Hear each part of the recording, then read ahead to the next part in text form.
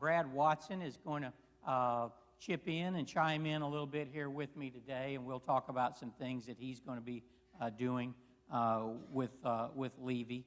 Also want to mention Marcy Rhodes, and she's sitting over in this corner. Wave from over there on the other side over there. She works with me at River City day in and day out, where we deal with people that are struggling every day, and without people that have that kind of experience and training and understanding, it would be even more difficult than it is, and it's not an easy thing. Poverty, need, and when people are in need is really very complex. It presents sometimes as very easy. You just hand the money off or you don't. It really is not that at all. And so as you begin to get further and deeper into that, then we count on more and more people like Marcy to help us to navigate that and do it in the way that it should be done. I want us to make a few assumptions today. We only have about 40 minutes or even less at this point, so I want us to make a few assumptions about things we kind of already know. All right? We know that the Lord wants us to help people that are in trouble.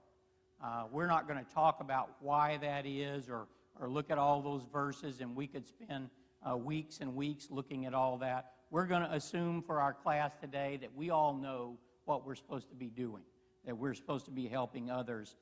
As a congregation, it wouldn't be wrong at all for us to have 600 different benevolence programs. If you have 600 active members, I think about Weston Blevins and the thing that he does with the food bank and raising cereal. That's his own benevolence program, and it's a wonderful thing. You may have your own, and that's a wonderful thing. We're not talking about that really this morning. We're talking about what Levy does and how Levy works its benevolence program. And so it may be completely different from what you do in your own circle and as you travel. But as a group and an organization, we do need to have a coherent, consistent response to people. And so we are talking about that today, not so much your own benevolence program that you may do on your own. So we're very thankful for everyone in every circumstance that are doing things to help others. So we're just assuming today that we are talking about the Levy corporate, if you would, as a body program today in our class. Please ask questions if you have any. I'd love to get some questions. Might not have the answer, but we certainly would love to get some questions. You'll have to wave your hand or speak out to get my attention. But if you have some questions, please ask those questions. So how do we do benevolence today at Levy Church of Christ here on Camp Robinson in North Little Rock? Each person can do their own thing, but corporately or as a group, how are we doing this? The answer used to be real easy. It was Hugh Hale. But Hugh's gone to greener pastures, and we no longer have that easy answer. And so we need to kind of formulate a new plan and a new way and a new approach, and that's one of the reasons we're talking about this today. In America today, this won't surprise you at all because of the society we live in. People actually fight over how to do benevolence. There are two main camps, and then there's about 100 in between those two. Believe it or not, our society is a little bit polarized, just like it is about so many other things, about how to provide quality care and help to people. And so we're not going to settle that question today, although I kind of think maybe we will. And so those two camps, to characterize those a little bit, one might be just, on this side might be mercy.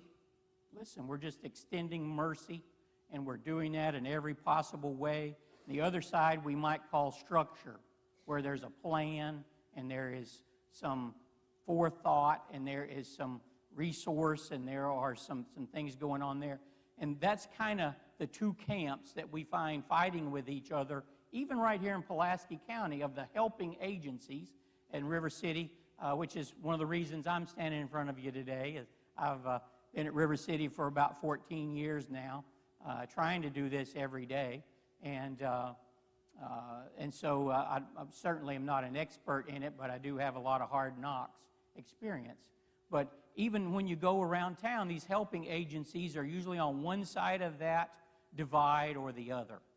And so, and when people are kind of being hateful about it, they'll say, well, one's a hand out and one's a hand up, two different things.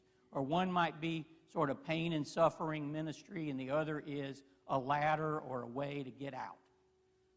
And somehow it seems like we can't bridge that divide. Which of these two is right?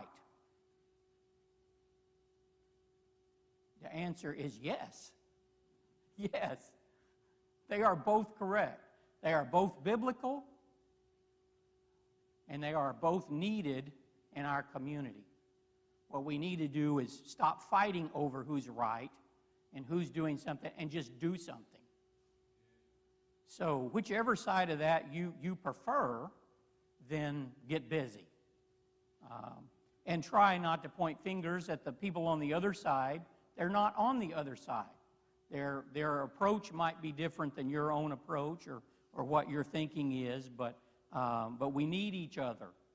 We need each other, and we need to trust each other in doing what we are doing. And we're going to need you as members of the Levy body here to trust the process that we're trying to set up and give the office folks some help with, and even you as you come here to worship, to have a little bit of a process or a little bit of structure to kind of help us all navigate those issues a little bit better. We need each other, and we need to trust each other.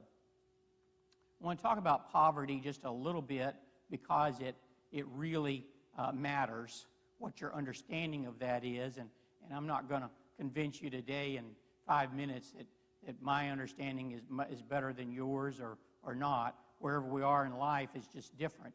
But poverty today, I believe, is not about resources. It's whether you've got money, got food, got this, got that.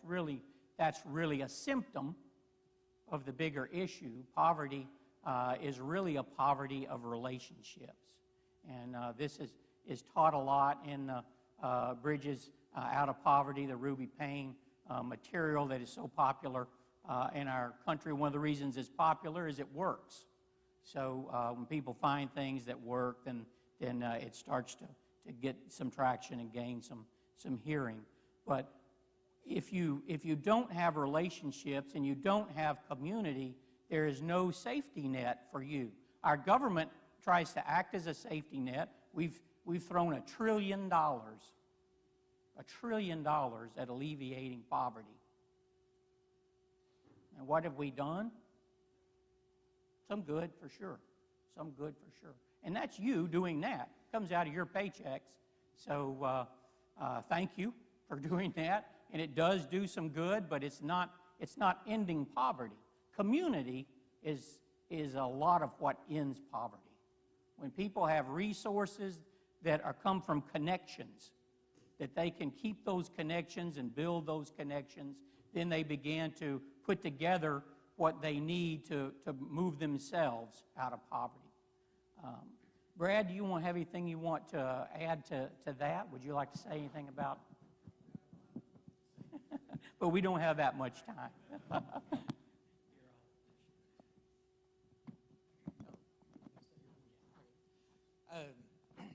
Yeah, there's a lot I'd like to expand on something Paul was saying about relationship, because I did go through some training with the Ruby Payne organization a few years ago.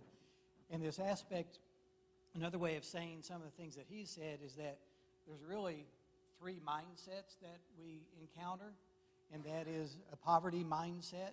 And you can have a poverty mindset and have a whole lot of resources at your disposal. How many of you had parents or grandparents that came up in the Depression, and you still continue some of those Depression-era tactics in the way that you approach things. Well, the same thing can happen in whether it be a poverty mindset or a middle-income mindset or a mindset from a perspective of wealth. What happens, though, in America, most of our systems are based on a middle-class mindset. Most churches approach benevolence from a middle-class mindset. So my expectation is that if you come to me and you have a need, I think that you think just like me. And so if I give you money, you're going to take that money and you're going to use it responsibly, and you're going to go do something to help you out to get over this hump, and then you're going to move on and making yourself better. But a poverty mindset says there's nothing beyond tomorrow, beyond today. I'm going to just look at today. So to have this expectation that I'm going to give you money and you're going to use it responsibly is not really part of reality. So what Bridges Out of Poverty says is that, first of all, we need to kind of let go of our preconceptions when we get engaged someone. It's clear that no great significant change occurs outside of significant relationship. So we want to engage people, but it can't be from, I have the answers for you, I'm going to solve your problem. It needs to be, let's talk together, listen to one another, and seek to make a significant change through relationship. And that's where it all needs to start. And you could go on and on. One brief story, though, that kind of illustrates this, that they told us about during the training, was that there were these teachers who, there's this family that was always poor. The child missed school a lot and was struggling with their food, and they found out that they didn't have a refrigerator. So they thought, we will help their situation. We'll collect money. We will give them a refrigerator. So they gave them a refrigerator thinking, this is going to solve a lot of stuff. Then suddenly the kid wasn't in school for 2 weeks. And he comes back and they say, well, we were worried about you. What happened? He said, well, we've never gone on a family vacation, so we sold the refrigerator and went on a vacation. And that's true.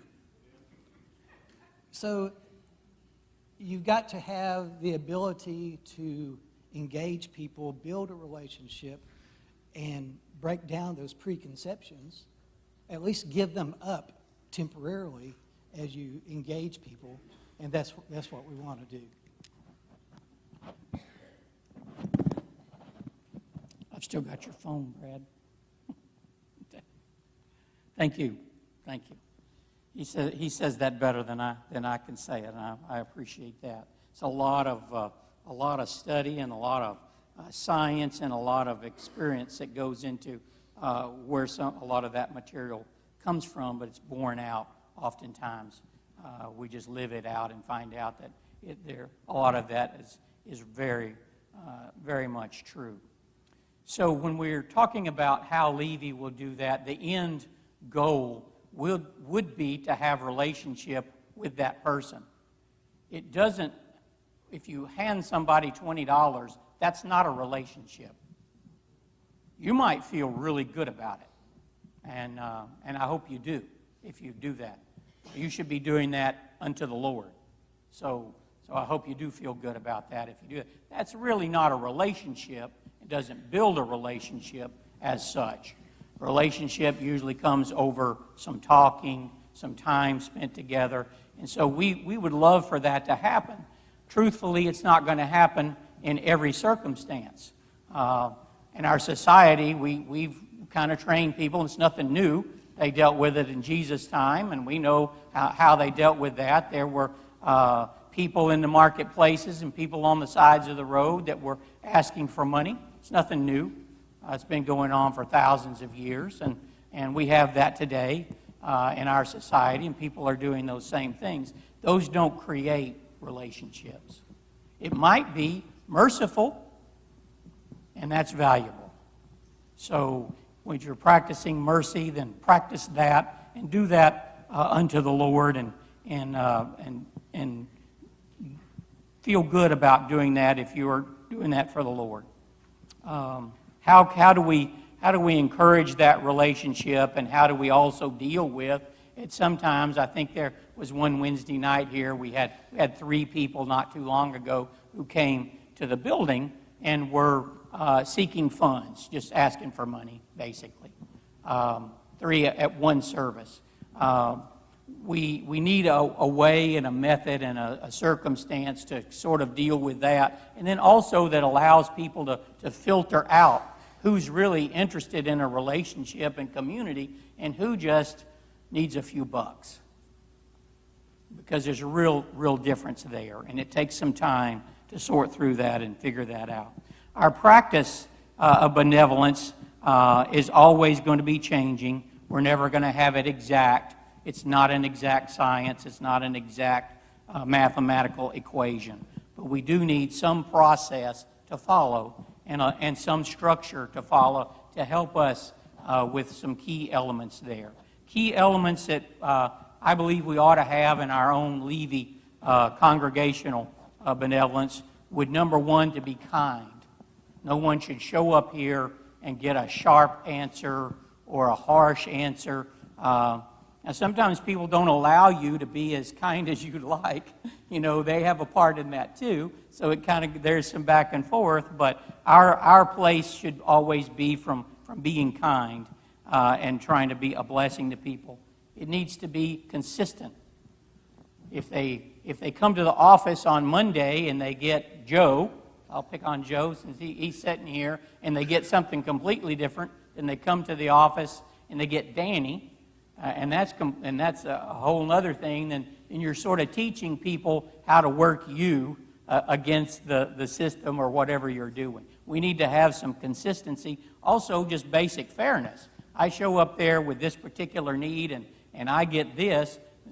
Person B shows up, same need, and they get something completely different. There's just a fairness issue there. So we need kindness, and we need consistency.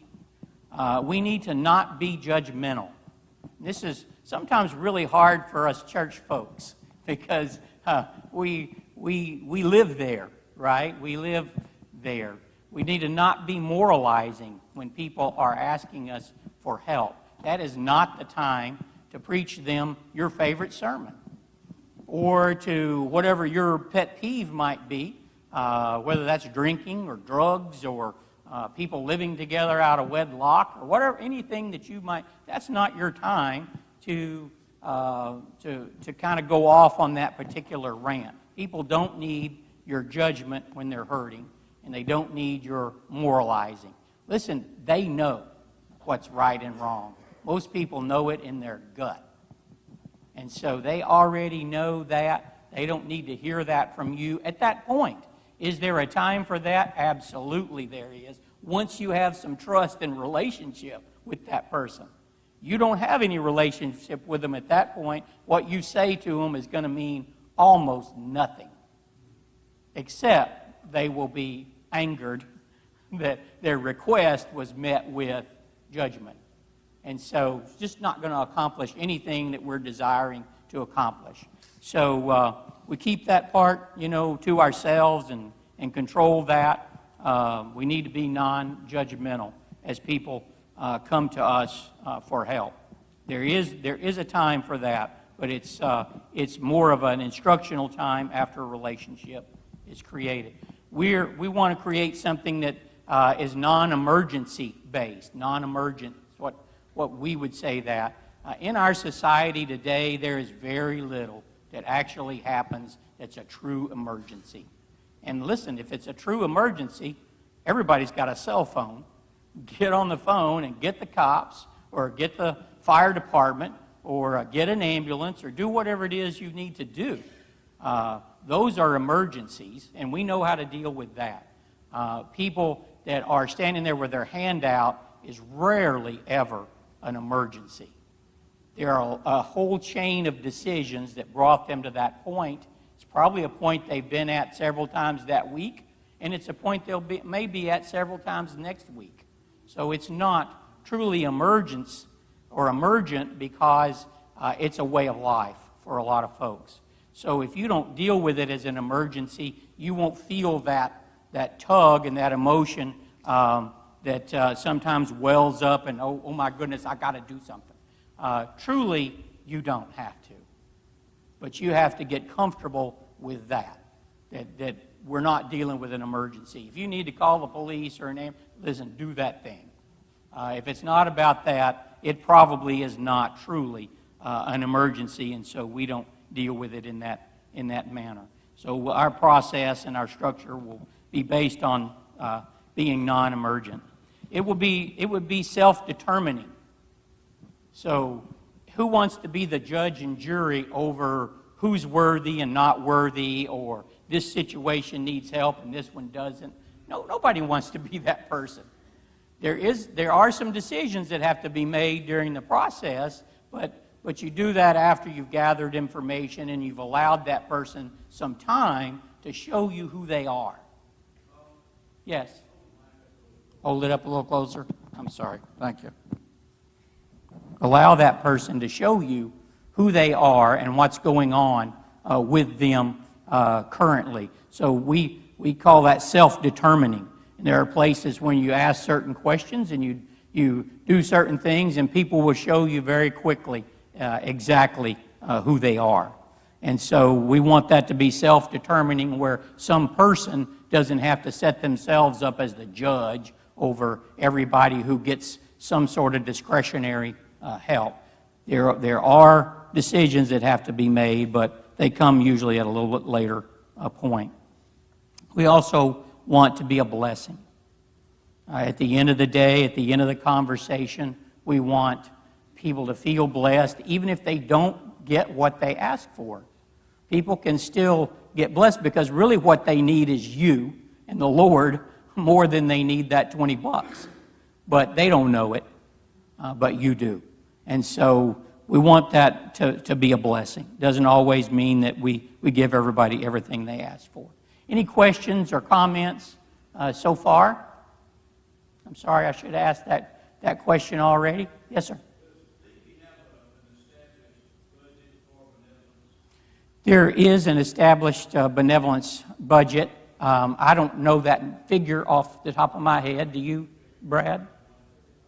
About $35,000. And it's flexible. So everything is flexible to a degree, right? So about $35,000. Any other thoughts or comments or questions? We want to talk about how this would actually work in practice a little bit. And listen, what I'm going to give you is just one way it could work. Our office folks, we need to trust them to work out a system that works for them. And they will tweak it. They might tweak it every time they use it. We have our own system at River City Ministry, and we're always tweaking it. You're always learning, you're always growing, you're always thinking things through, hopefully, and trying to do better and better. And so what I'm going to give you is sort of a scenario that may or may not, it might not look like that from day one, but it might. So kind of here's how that worked. Terry Rainey is going to be our point person. She answers the phone most of the time in the office and does a lot of other things for us, but she is willing to be the point person for benevolence requests that flow into the church. And so we're very grateful for her being willing to take that on. It's not going to be an easy thing for her. So when you're thinking about things to pray for, you can add Terry to your list. It's a hard job. There's sort of a process to go if the person is a member, and then there's sort of a process to go through if you don't know them from anybody. First time you've ever seen them and have no experience or no knowledge of anything about that. Julie and Danny and Brad will kind of be her backups, and will also be available if she's not, and will be available to consult. And then if the person is a member or connected to the church in some way, as we deal with our brothers and sisters, that's a different level of interest and care that we're responsible for. I believe the book is very clear about that. And so at that point, she will probably send a lot of those folks information and connection to Brad, and Brad is going to work a lot of those things for us to make sure that our members are treated correctly, and family of members and people that are connected to the congregation, what we would probably consider our brothers and sisters. So that's a completely different track, and there's a time and a place and a process for that, and Brad is very graciously going to be willing to field those and make sure that our brothers and sisters that are a part of this body are taken care of. But we're going to talk kind of through just a little bit in our last few minutes we have here about the other folks. For instance, the three folks that show up on a Wednesday night out here, and they're just going from group to group, asking for money. And it doesn't matter what the story is. The stories are what they are. And you feel those requests. And right now, we're asking you, if you would participate with us, to have the same answer when you're on this property or in this building. And the answer is, hey, we've got a person that does that. Her name is Terry Rainey. She'll be at this office building right over here at 8 o'clock in the morning. Please come see her. And if you'll say that, most of those conversations will probably end about right there. But if you don't, then again, if the Holy Spirit is urging you to do something, I'm telling you also to listen to that. And if that's what you need to do or feel you need to do, what you do off of this property or out of this building, that's between you and God. And you will answer for how you deal with people who are in need. And so we're not talking about that. We're talking about how we help folks that are showing up here, either at worship time or during the week, coming through. And it's building and growing, and so we need a method of doing that. So Terry will hear their request, and she will have a avenue of responding to that. She'll actually sort of have a menu of choices.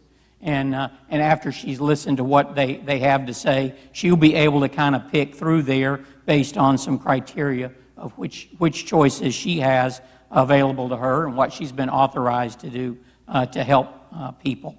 And so we would hope that you would join us in that. Hey, we've got a benevolence person. She'll be in the office at 8 o'clock on Thursday morning. If it's a Wednesday night, please come and talk with her about what you're needing.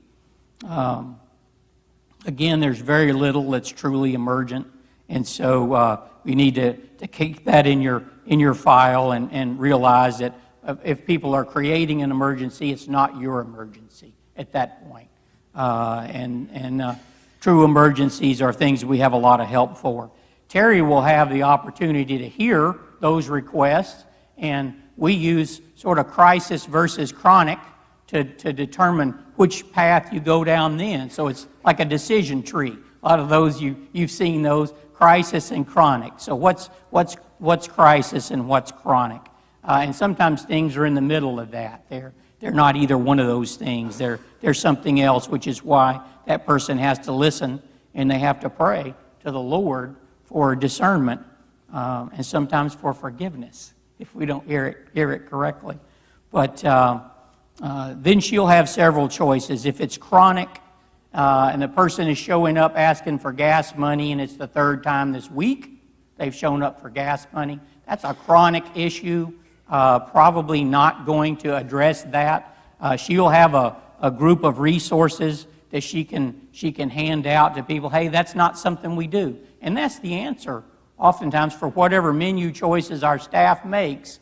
And the answer for I need gas money may be we don't do that. And usually, if that's the deal, that's kind of where that stops. And so she will have this list of options and things that she can do from there. She'll have and you can have these too. I forgot, ran off from home and didn't bring them. But we have a couple of things we'd love for you to have as members here, and I need to get this in for the bell rings. This bigger card here we'll have out next week back at Levy Central is got all the shelters on it that are in town, some of the food banks, places you can get free meals, a lot of how to get your food stamps started, where the job resources are, housing, and a lot of other things, as well as River City's information on that. We also have a card we want you to take and put in your purse or put in your billfold, and it's got a place to write your own name there, or you can write their name. And so if a person is here and you want to make sure that they come to River City, this thing, you can't see it, it says River City Ministry on it, and it has a list of just some of the services we provide. You can give them that with your name on it or your name and their name, and they can present that to us, and they will get a full hearing of what they're interested in and what they need.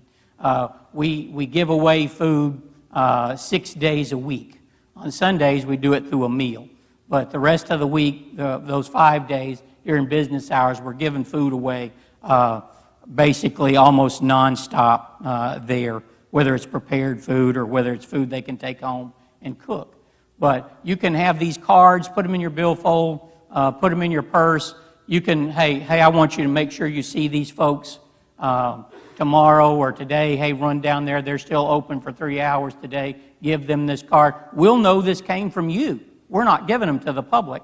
Or put your name on it, and we know that you are interested in that person getting what they need. So we'll have these two things back at the back next week. I'm sorry I forgot them today. I just ran off and forgot them. We also have a brochure here, and I'll put those back there next week. If you want it for yourself, or if you want to give it to people, that's fine. It's not a handy size, but it tells a lot about what we do there, and we want people to know that there are a lot of services. Those are services that you are providing. We'll feed a hot meal about 30,000 people a year. That's you. You are doing that through your giving to Levy, and other people are doing that. We do a tremendous amount of other work that you are responsible for.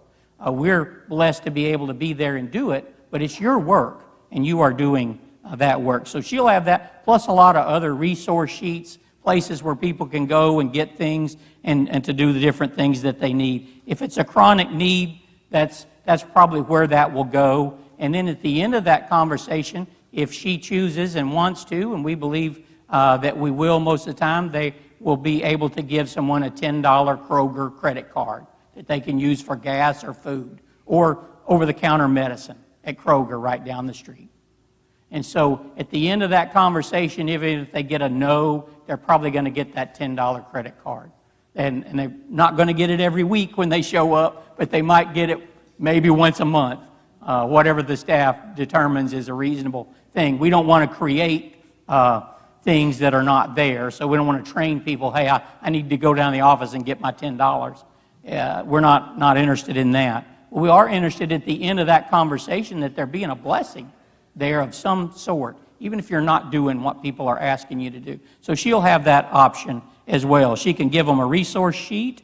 She can refer them to River City Ministry, just as you can. And she can give them the Kroger card and whatever other things that might come out of that. If it's a crisis, and crises are different from chronic issues, my car is broke down and I can't get to work. I got sick and missed 2 weeks of work, and now I can't pay my rent. Things that are kind of one-off as we think about it. Something has happened. It's been a catastrophe, death in the family, sickness, illness, storm damage. There's just all kinds of things that are suddenly a crisis. And at that point, if a person presents with that and has that, they'll be asked to fill out this form. And it's a real general, real easy form to fill out. And it will change too. They'll probably tweak this 3 times in the first week. But they'll be asked to fill out this form. What do you think people will do when they're asked to fill out this form if they just want money, cash? No thanks. No thanks. They're self-determining at that point what the level of their need is. Let me tell you, a woman that has 2 toddlers and the water is turned off in her house, she will fill this paper out. And then you need to be talking with her, and Terry will need to be talking with her, and probably that will get passed to Brad, and there'll be some investigation and some talking about a relationship beginning to be created where that person can receive the kind of help that they want. That's all we're really trying to do, is let people tell us who they are and how really serious the need is for what they're telling us today.